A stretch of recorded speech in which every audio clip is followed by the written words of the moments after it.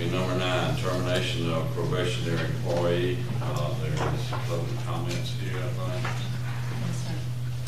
The first one is Sonetta Amy. Come up to the podium.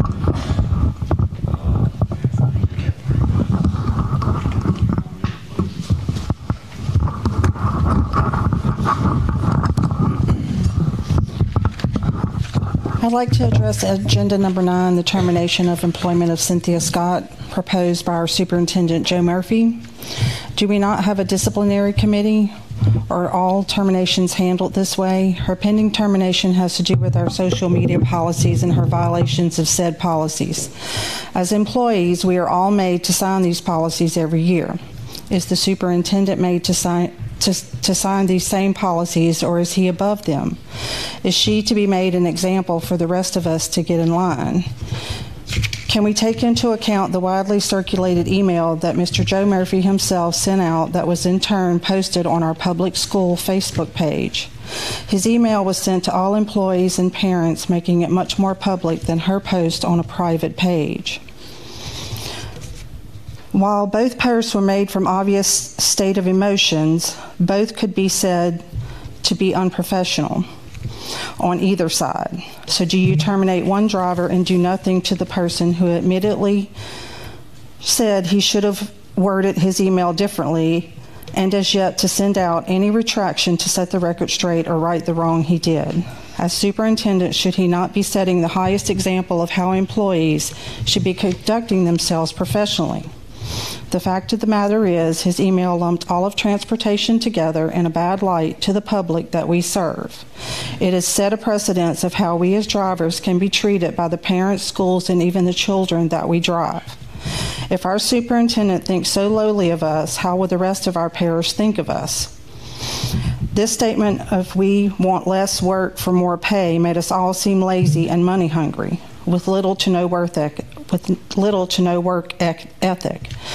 When the majority of drivers showed and did more on the day of the sick out, all drivers were less in Mr. Joe Murphy's eyes, it appeared. Those who didn't leave kids at school and may have been on the fence with the issues drivers were having as a whole were firmly placed against Joe after his email. That changed the tide and it made it happen. He claimed in his letter that he secured all raises and that basically he alone did the work for that, when the truth is the majority of the raises were handed out by the state.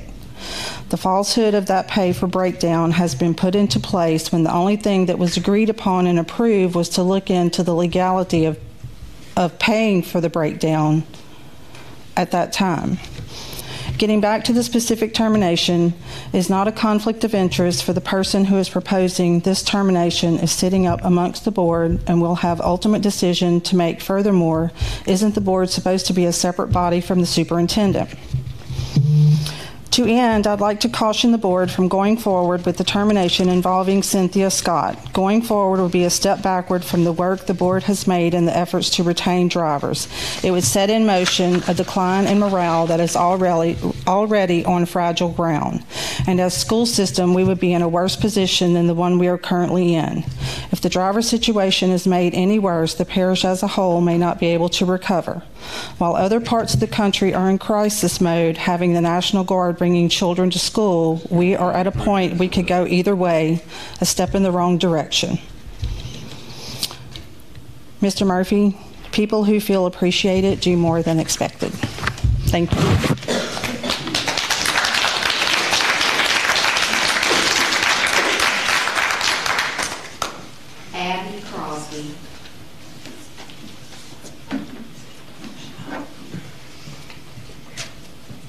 Good afternoon.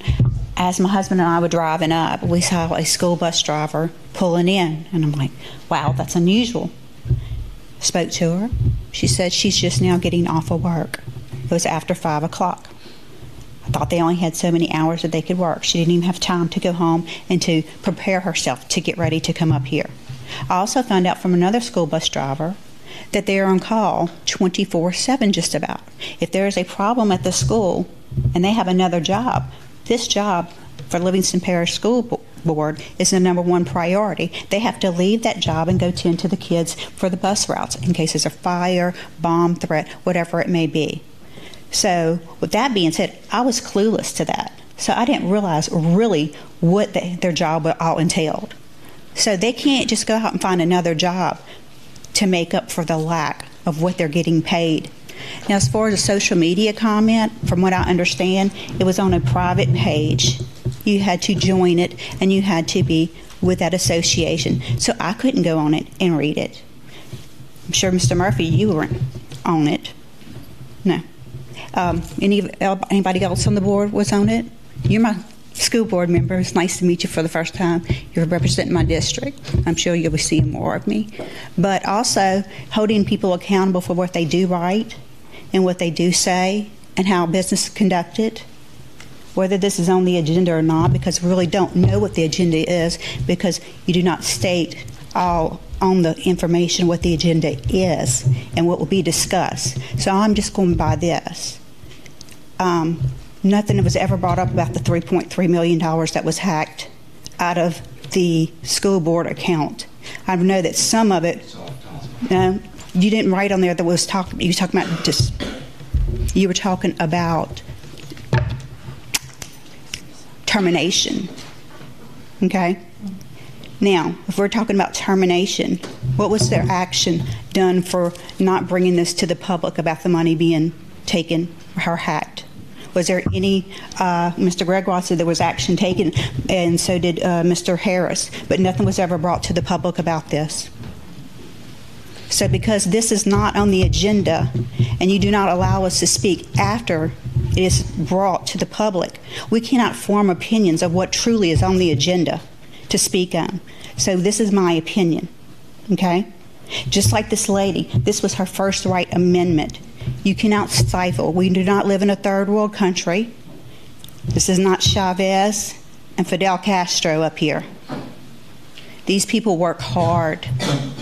I trust them with my children and my grandchildren, and I don't have a lot of trust in people, but I trust them.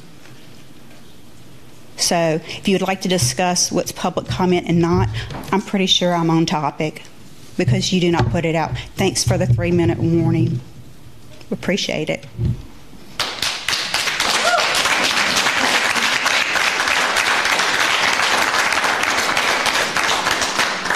Michael? According to all the rules that you say Miss Cynthia broke, you broke yourself. So why are you not stepping down? One, you blatantly lied in the email. You brought up the attitude. Getting in people's face isn't professionally. So why don't you step down also?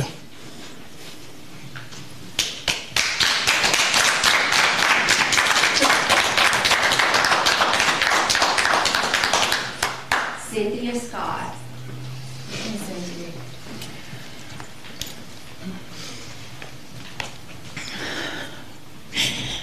It means a lot to hear that somebody trusts us with their children.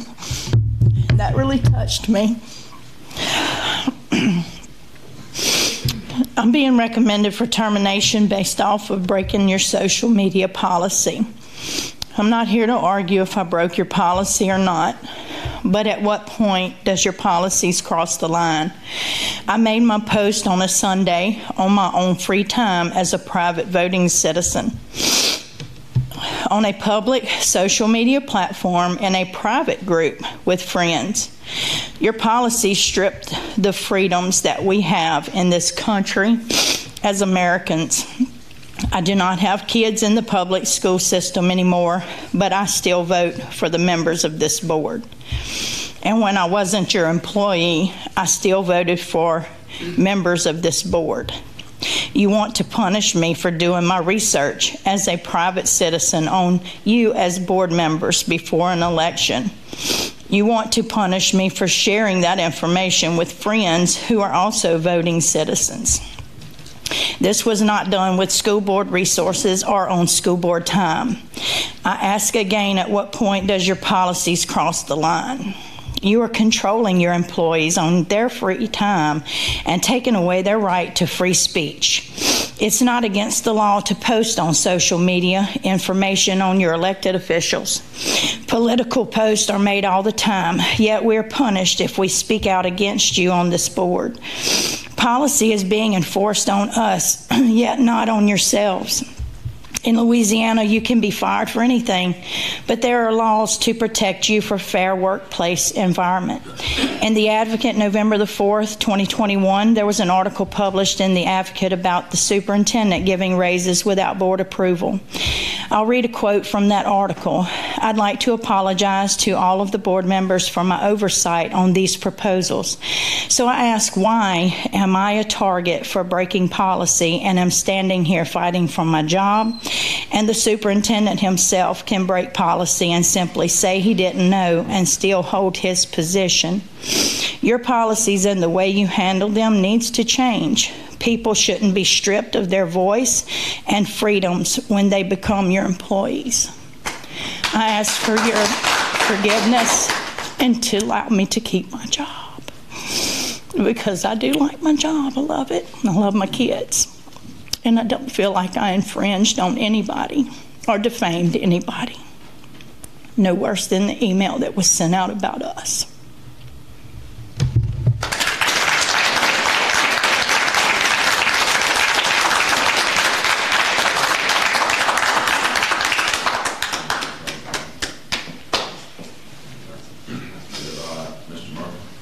Yes, sir, Mr. Harris. I am recommending the termination of a probationary employee for violation of policies GDRA, which is employee conduct, and EFAA, which is employee use of social media. A motion. I'll make the motion to uphold the superintendent's recommendation. I'll second. Mr. Thompson makes a motion to accept it, and Mr. Devin Gregoire, second. Any discussion? All in favor, yes? Yes. Oh, I'm sorry, we need to do a roll call. I'm sorry. Mr. Sharp? Yes. Ms. Dickerson? No. Ms. Benton? Yes. Mr. Cox? Yes. Mr. Graham? Yes. Mr. Piku? Yes. Dr. Gregoire? Yes. Mr. Cecil Harris? Yes. Motion carried. Number 10, approval of payment of invoices.